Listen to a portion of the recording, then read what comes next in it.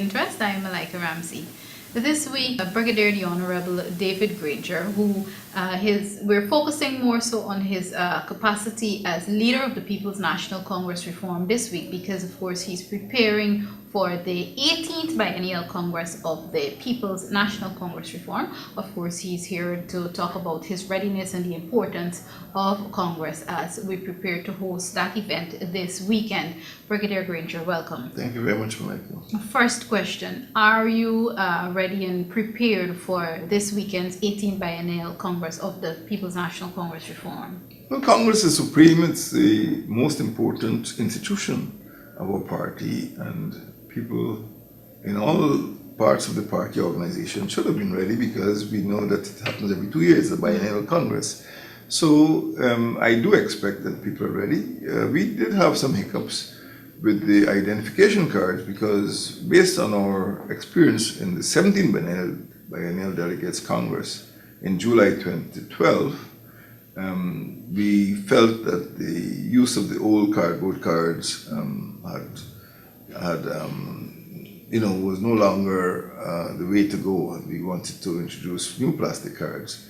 And the introduction of that new plastic card was a little slower than we expected, but we are confident that all of the arrangements have been made. As you know, we bring delegates from all 10 regions, and it's going to be 3 days, Friday, Saturday, Sunday. And we regard it as the single most democratic event in our party's calendar, so we are prepared, yes. Before we talk about some of those specifics of your Congress, sometimes, especially these days, especially since we're in the 10th Parliament, when people talk about David Granger, they focus on a partnership for national unity. How important is a Congress, a PNCR Congress, for the continued growth of your partnership in the National Assembly, APNU? Well, I would answer that question in two ways. In the first, I would look at it historically, if you'll forgive me, because our involvement in the Partnership for National Unity has a long history. From 1976, from the leader, Forbes Burnham, entered into talks with the People's Progressive Party to set up a government of national unity.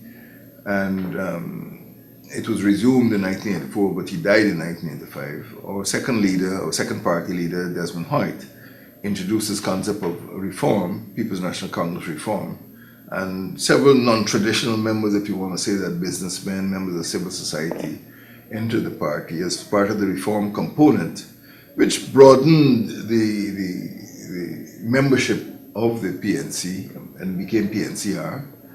Our third leader, Robert Corbyn, used the forum of the joint opposition political parties, and he did a lot of the groundwork. And I was able, in July 2011, a few months before the elections, to be elected to the leadership of the APNU, a Partnership for National Unity. So this Congress is important because it's a continuation of a process which was started over 40 years ago. That is the process towards inclusionary democracy. It wasn't called inclusionary democracy then, but some people call it shared governance, but I am going to focus on national unity. So that is the importance of this Congress. The second thing, of course, that we must remember is that the PNC is a 57-year-old party. It's an old party. It has institutions. Congress is the most important institution. It has a constitution. It has general council. It has central executive committee.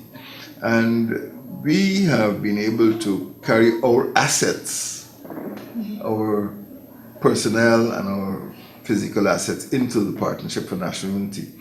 So I regard the forthcoming Congress, the 18th Biennial Delegates Congress, as a confirmation of our party's commitment to the partnership and as a reaffirmation of our mission to achieve national unity in Guyana. It's very important to me.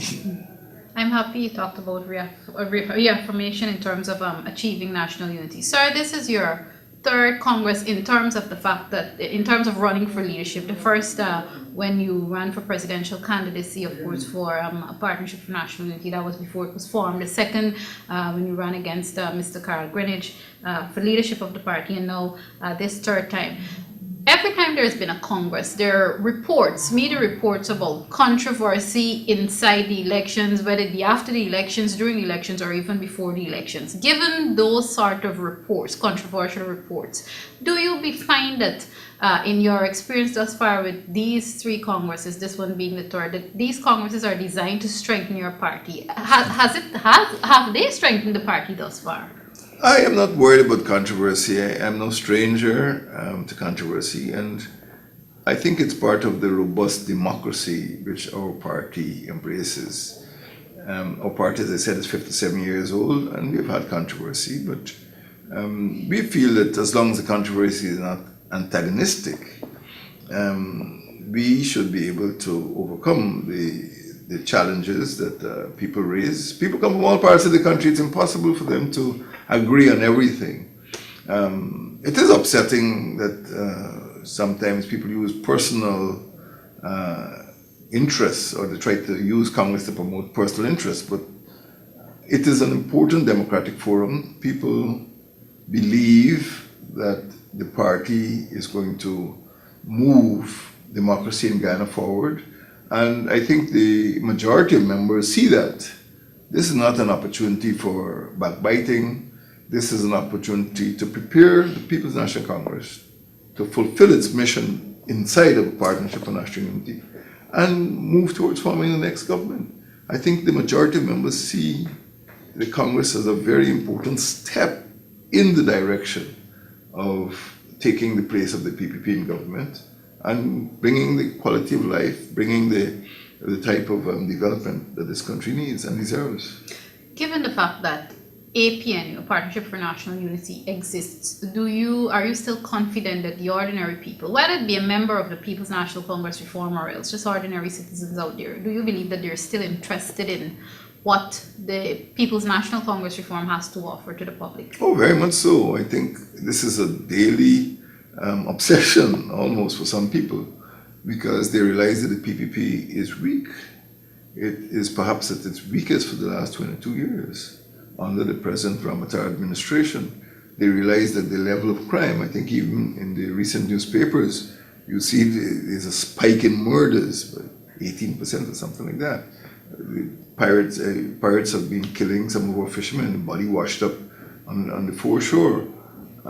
People are afraid in this country. People are migrating in droves. The population is falling.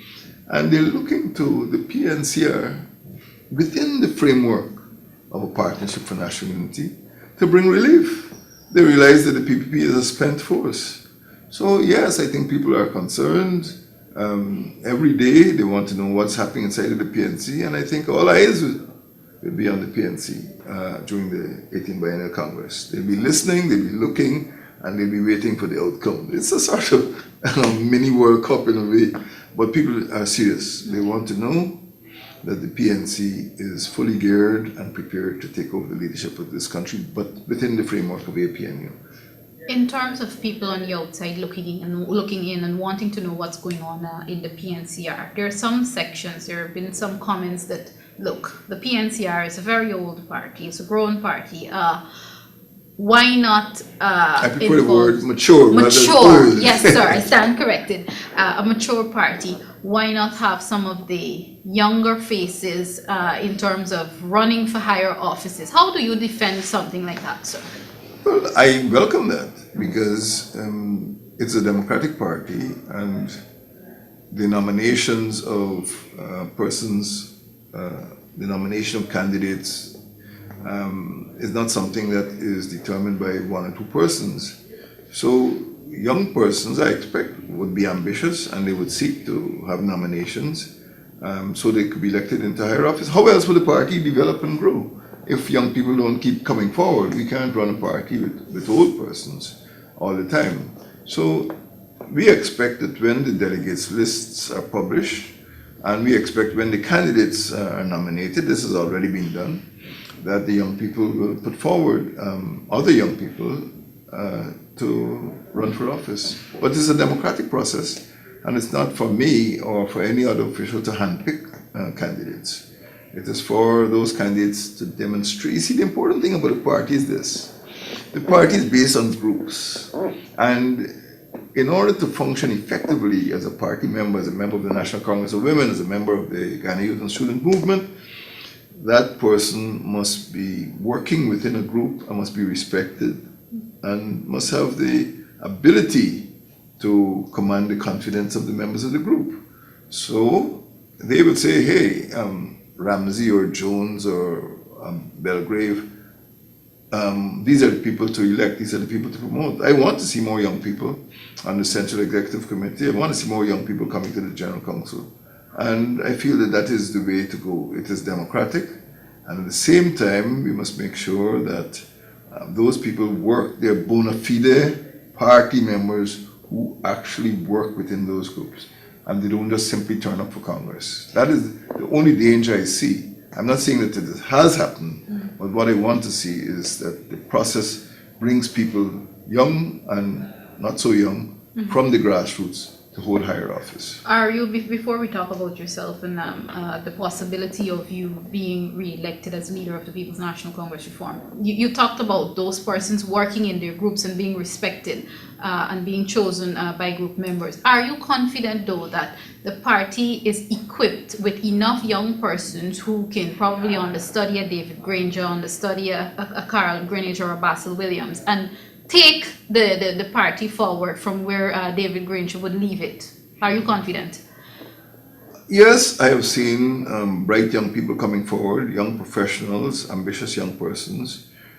We have always encouraged this. I think our youth policy, which was probably the strongest policy among all of the parties, was based on a sound education.